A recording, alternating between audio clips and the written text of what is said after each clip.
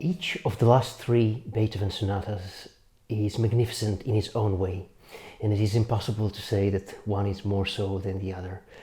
The three together form a trilogy of transcendent beauty and depth. In it, coming after the turbulent, incredible creative struggle of the Hammerklavier, Beethoven seems to have found a way of capturing pure inspiration in mid-flow, shaping it into the loveliest, most beautiful, most humane of musical sentences and forms, and presenting to us, the listeners. All three have this trait of being as self-evident as breathing at first listening, or even playing or reading from the score, but then they turn out to be endlessly deep.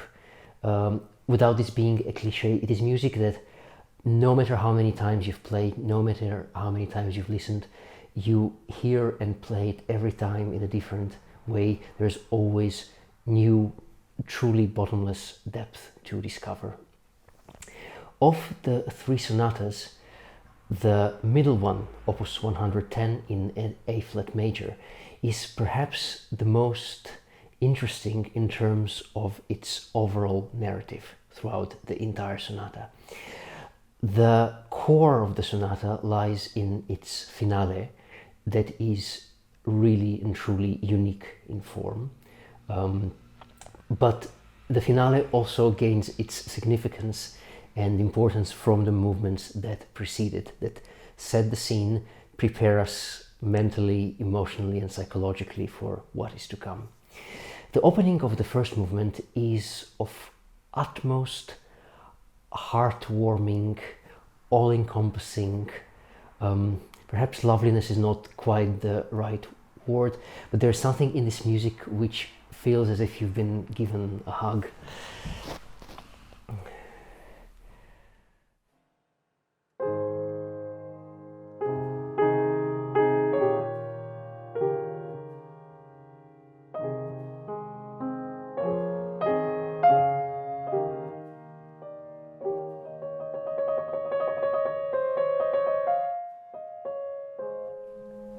This was the opening. Even the way he voices these first opening chords. So there is a sense of space between the two hands, but not too much. The chord is not too dense, it's not this. It is more transparent or translucent. And there is a warm glow coming from this A flat major. A flat major was perhaps one of the softest keys in Beethoven's musical language. If we think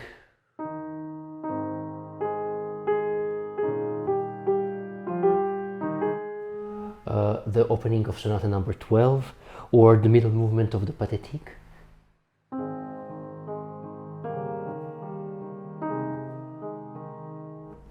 It is a key which he often chose as a middle movement in a C minor work, perhaps exactly because of its softness. It could offset the dark or dramatic or turbulent mood which his C minor movements often installed.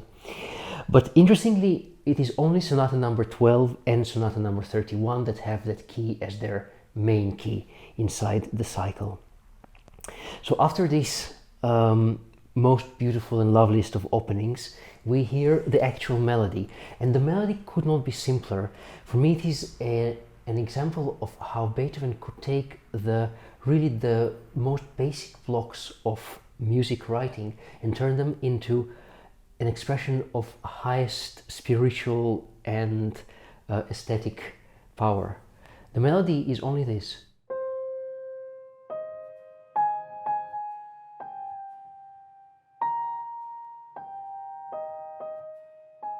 It is really nothing. It is a chord,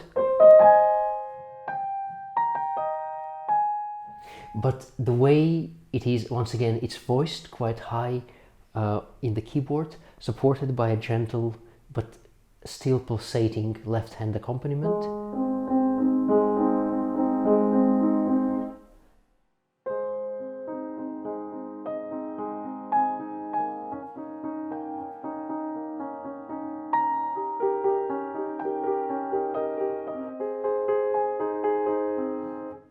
For me, there's this combination of light in the music, but also warm air filling it from within. It wants to float upwards, and then it literally does.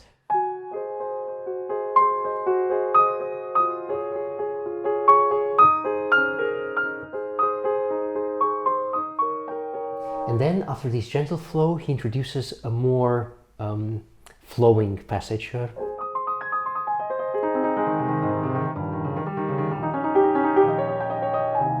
And these two ideas will be all the material which he will use in this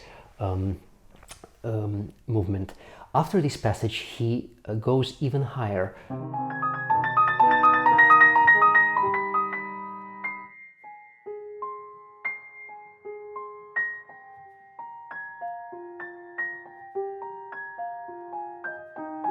You can probably feel this light luminosity and warmth simultaneously filling the music.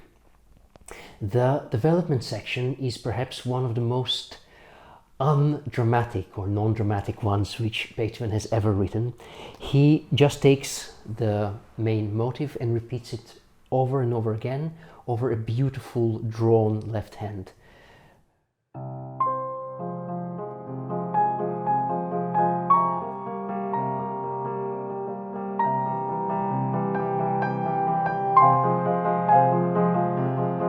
It is from here that the left hand becomes more interesting.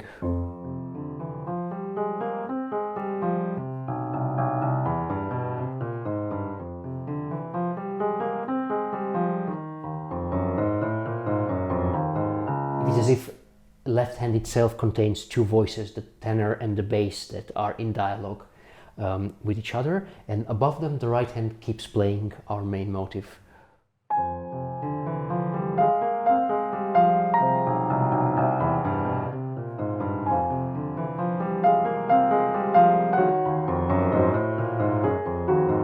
And so it continues, each time with a modulation into a new key every 2 bars. And at the end of it, he, without any transition, goes into the reprise.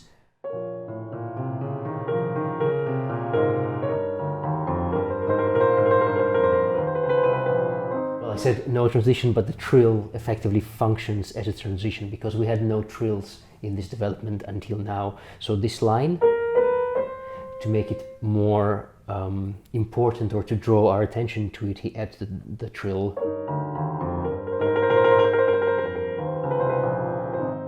And the right hand will play the same melody as before, but the left hand will join it with the motive which he introduced later. So in this way he brings the two together.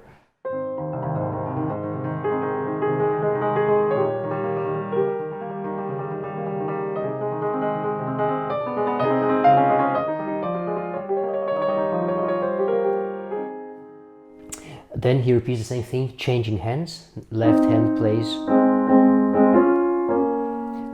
the main motive, while the right hand sparkles high above.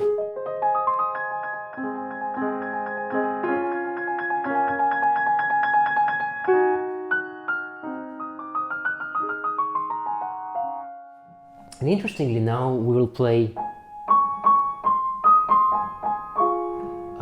the second theme after the introduction, but this time we are in the wrong key, we are in D flat major.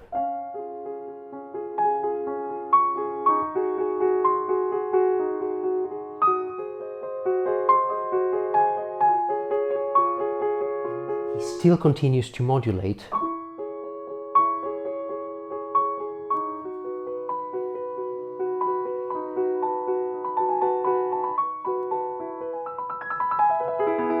So this is a very interesting phenomenon.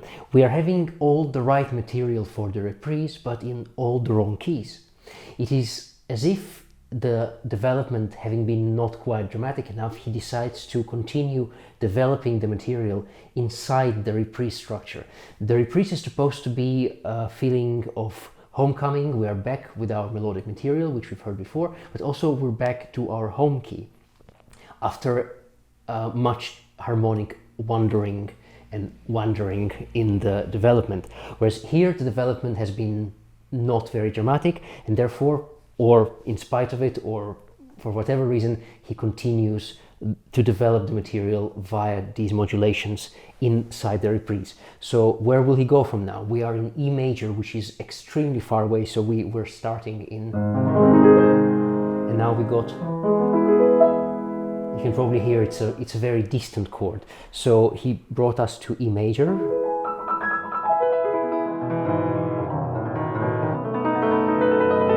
Then he writes this entire passage in E major, up to here.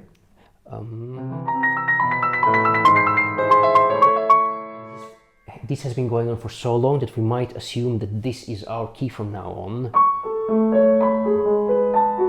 But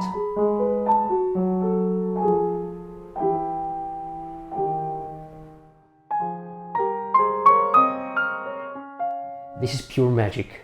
He writes 2 bars, then on the last note of these 2 bars he slides down and down, really like the melting clocks by Dali, this moment here.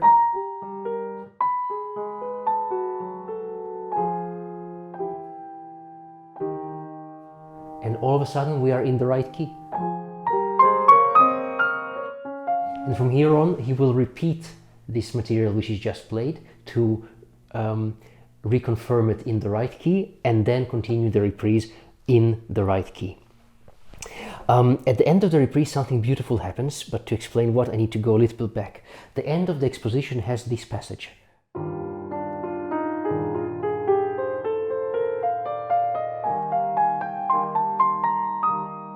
Harmonically it is this.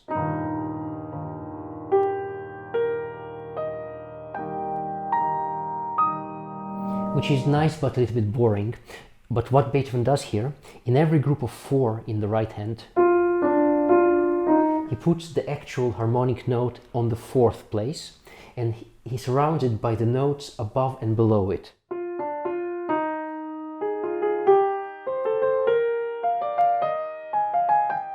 But the harmonic notes will not be on downbeats as they were as I played it now, but they will be on the weakest part of the beat, so that the large part of the beat is covered with dissonances.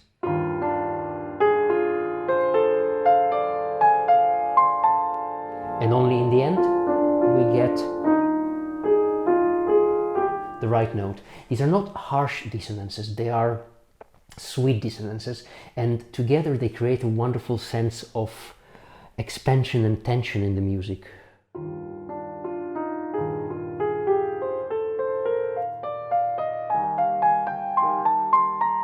Which is combined with the constant yearning upwards which permeates this sonata.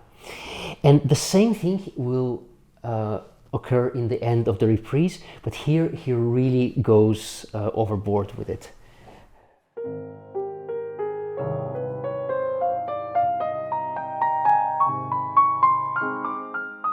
It should have ended here, but instead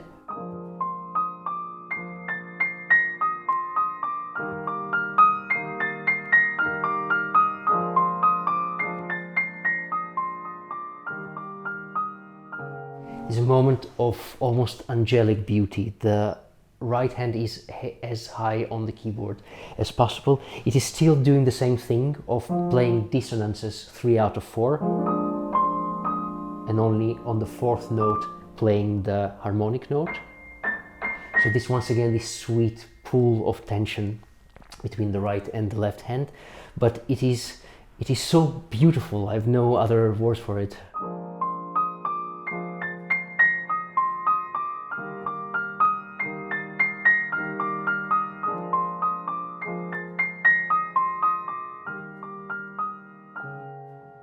Then there is a moment of hesitation here, and then after a few harmonies we go into another repeat of this time firmly in the correct key. I compare it with, so we are back in A flat major,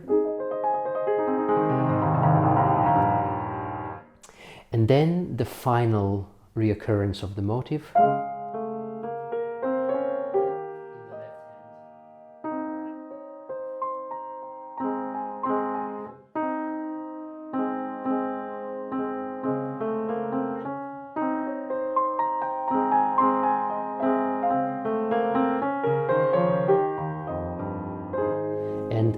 wise and beautiful coda.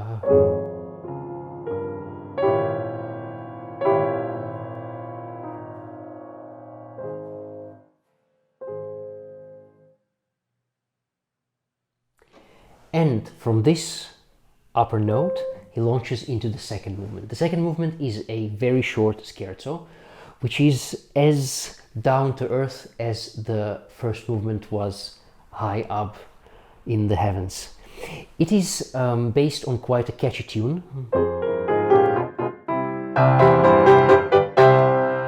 And musicologists often point out that he was at the same time doing folk song arrangements for a Scottish publisher, and one of the folk songs he arranged at around the same time had the following melody. And they point out that this is the same as. What conclusion we can draw from this, I'm not sure. It is interesting, the cross-fertilization of ideas. And definitely the F minor is a much more serious and severe key than A minor of the folk song. But of course the complexity of the harmonies here is beyond anything he did for the folk song arrangement. So this is just worth mentioning in passing as a curiosity. This movement is driven. It is really energetic, lots of syncopations,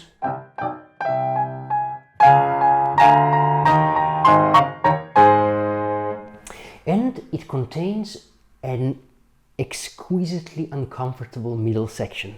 In this middle section, the right hand tumbles down the keyboard at the same time as the left hand tries to climb up, and in the middle of each passage they cross, not letting really each other play comfortably. I'll play it once slowly, just the right hand.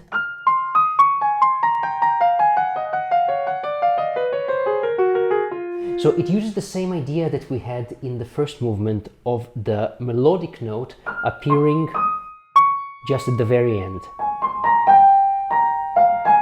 So figurations around the melodic notes.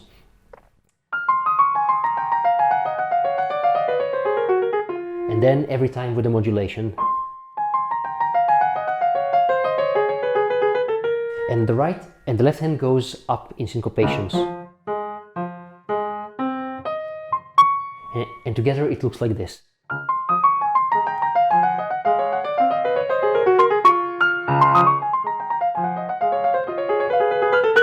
Just a lot faster. And the sonata in its totality is not among the most technically challenging that Beethoven has written, but this single page is a real trap in technical terms. It especially coming from the relatively benign writing in the first movement, which sits very comfortably under the fingers, and here we have this shock out of the blue, one of the most uncomfortable and unpianistic passages which Beethoven has written. And then it ends, and the scherzo returns. And the second time, after its end, we have a short coda.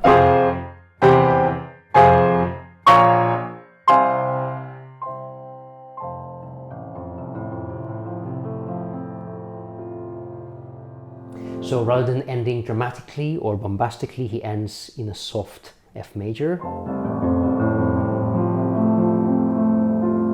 And in the same way that we went from the last chord of the first movement into the first chord of the second movement, here this harmony will also lead seamlessly into the finale. And the finale, as I mentioned before, is, in my opinion, the most unusual, uniquely formed single movement which Beethoven has ever written. It is a combination of an entire operatic scene in the beginning. We have an introduction, a recitativo, and a arioso, which then goes into a fugue of all things. And then other things happen, but just to discuss the first half. So we have this hushed, still introduction.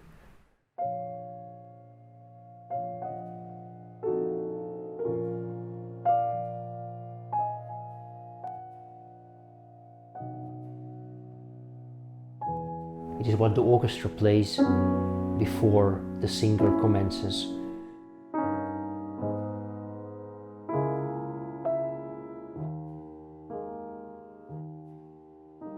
Now a recitativo.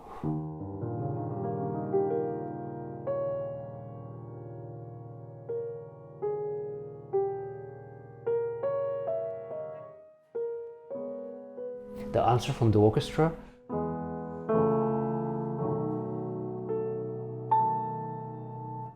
As you could probably feel, the mood of the opening, the finale, is completely different from anything we had before. It is real tragedy suffusing every note. It is overcome with pain. Now there's a moment of brightness, and this moment of brightness is one of the most exceptional ideas I've seen from any composer. He repeats this note, this upper A, 28 times.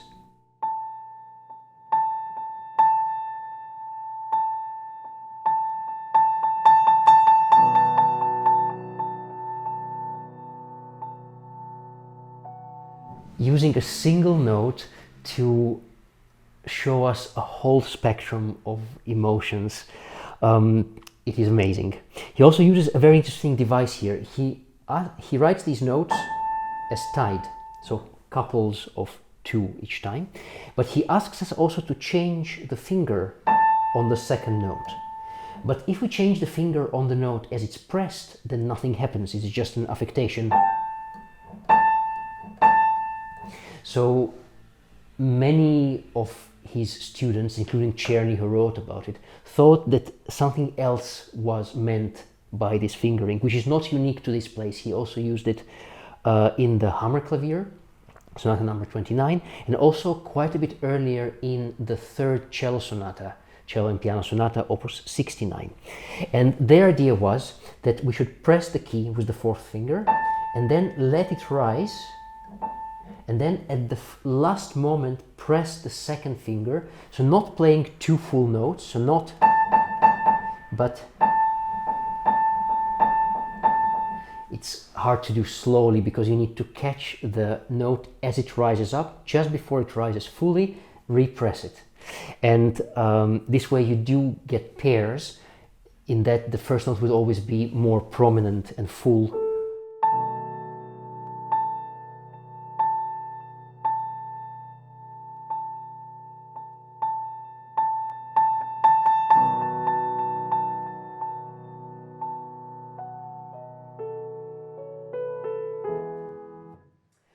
It also depends on the piano. Some pianos are very good on the rebound and it's very easy to press the key even if it's halfway up. Some pianos really require you to wait almost until the last moment to press it.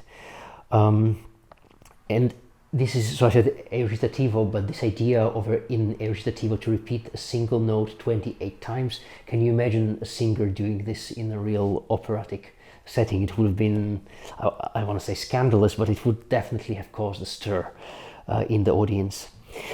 But after this slide,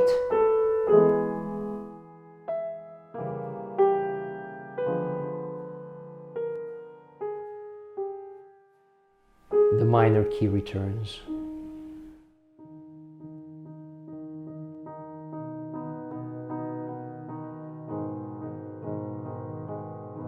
A flat minor, just one step away from A flat major, and yet having 6 flats, it's one of the deepest, darkest keys available to Beethoven. He used the same key in the Funeral March of Sonata number 12.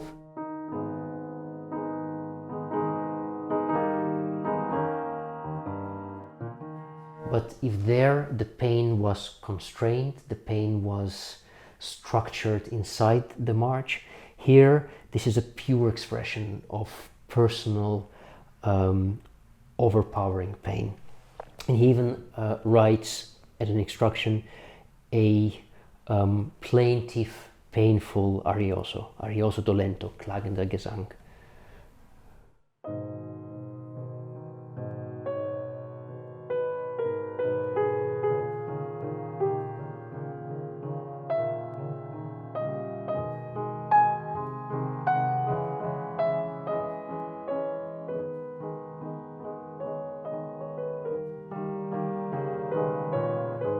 Very long, drawn-out line, all with this dark, personal pain suffusing every note. It goes on for a while. There is a climax. It climbs up, trying to escape the minor key, but then in the end, it is unable to do so.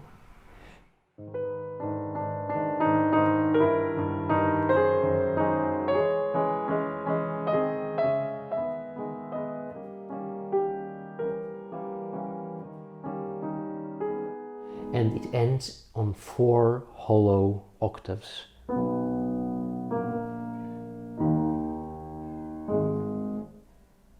And these octaves, in another piece Beethoven wrote under a similar motif, so muss es sein, so it must be. So this is an acceptance of fate.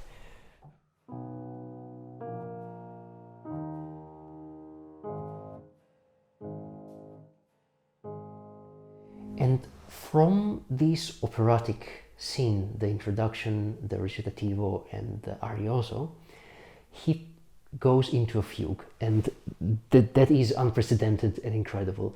A fugue is in theory, it is mostly an academic device, and fugues have always been associated with the mind, with the brain. It is writing which requires a lot of control over what is happening. It is not a device for an outpouring of emotion. And indeed, the theme which he chooses is as Apollonian and pristine as imaginable.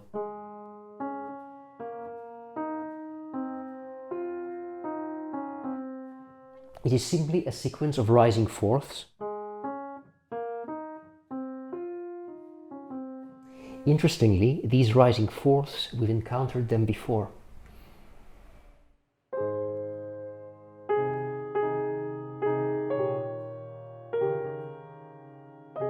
If I play this without the rhythm, it's... So in this way he unites the very beginning of the sonata with the theme of the fugue. And this fugue proceeds in a very stately manner.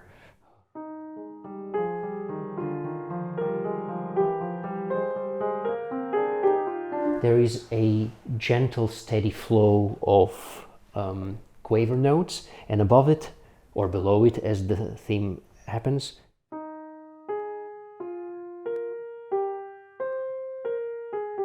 as a narrative device, I see it as a universal answer to the really personal pain of the arioso. It is bright, and it is the light of the Age of Enlightenment which Beethoven grew up in, this idea that through reasoning everything could be solved, everything could be conquered. But this idea is, I would say, for this stage of Beethoven's career, is too simple, and indeed things happen after that. So at the end of this fugue, which gathers forces, it starts quite softly but then becomes more powerful, and then at the end we have a climax.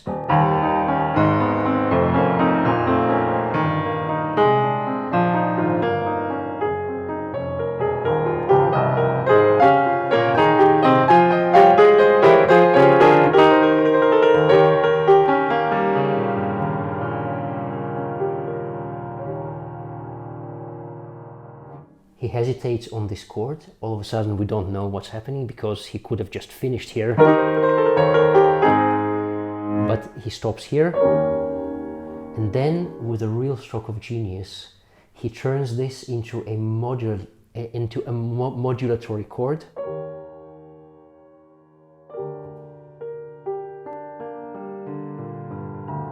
So this, which could have led here, instead leads here.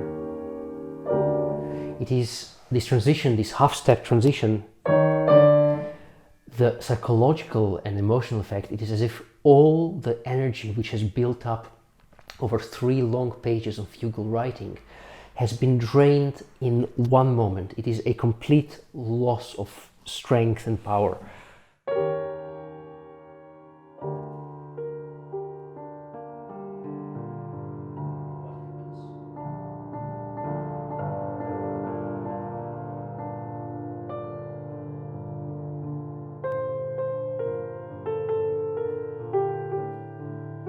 He writes a complete repeat of the arioso, this time not in A flat minor, but in a lower, darker G minor. G minor in itself doesn't necessarily have to be darker than A flat minor, but in this sonata, the half step down from this to this definitely brings it lower. He writes an interesting instruction, losing strength, sounding as if exhausted. And to support this idea, what was previously one continuous line now is segmented.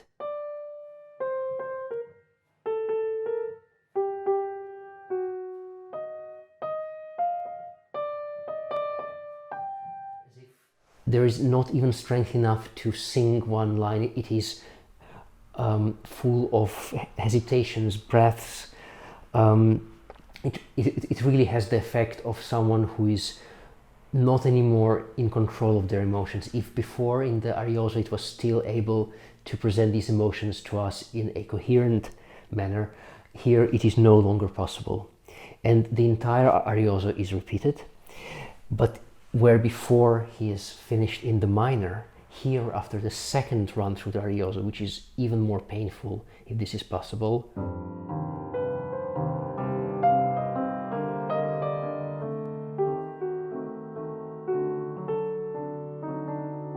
we have our 4 octaves,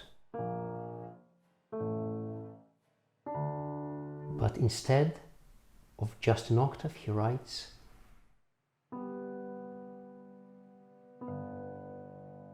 a G major chord, first really softly, as if unable to believe that any kind of light could come out of such darkness. But then he repeats it 10 times, each time stronger.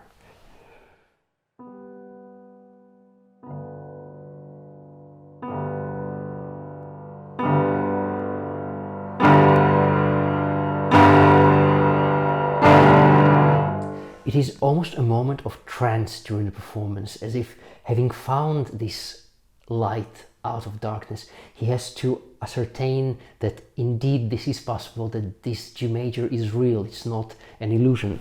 And after the 10th time,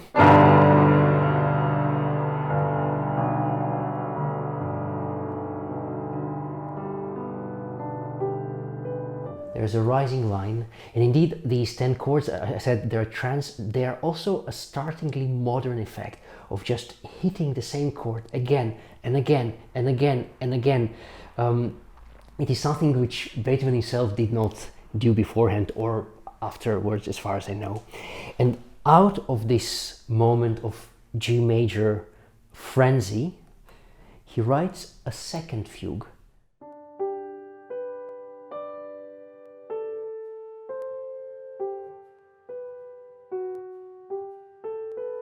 And this fugue is the inversion of the first fugue.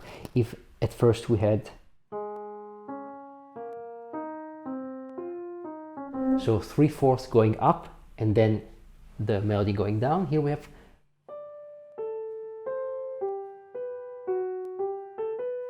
3/4 going down and then going up. And if the first fugue was stately and quite calm in its mood, here he uses all the possible devices to inject life gradually into the music. It is also quite interesting harmonically.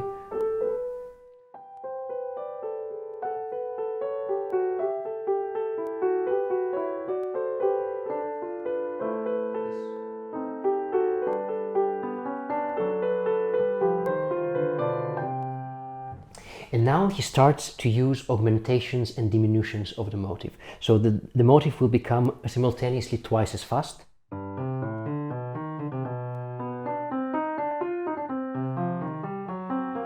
But at the same time, twice as slow.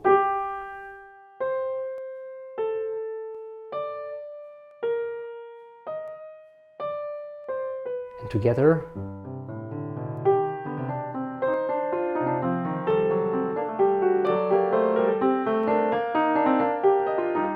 And then even twice as slow from that. So before it was 1 note per 3, now it's 1 note per 6, while the right hand still plays.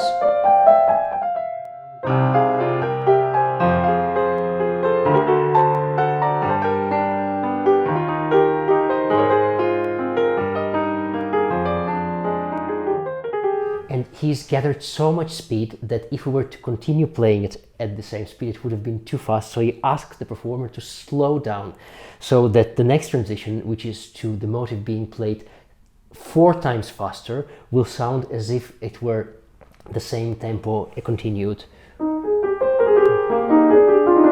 So it is our usual, but where before it was in 4th notes, then quavers, or also half notes and full notes, now it is in 16th notes.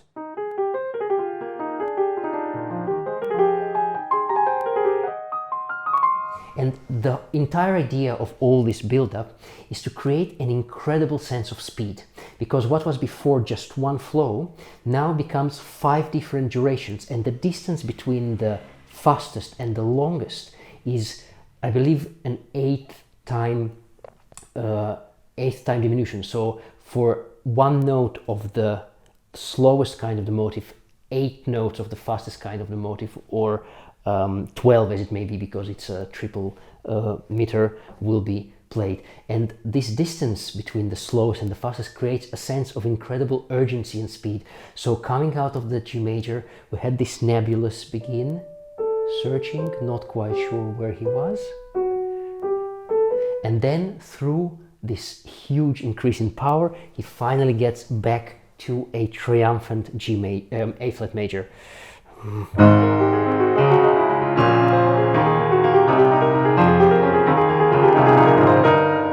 So we have our theme.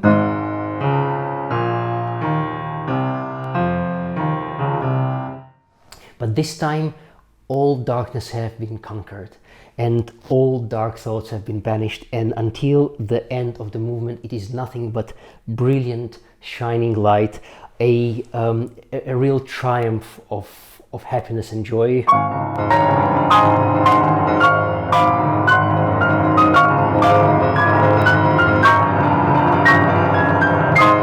And a final cascade of A flat major down and up the keyboard, ending this incredible sonata in pure light.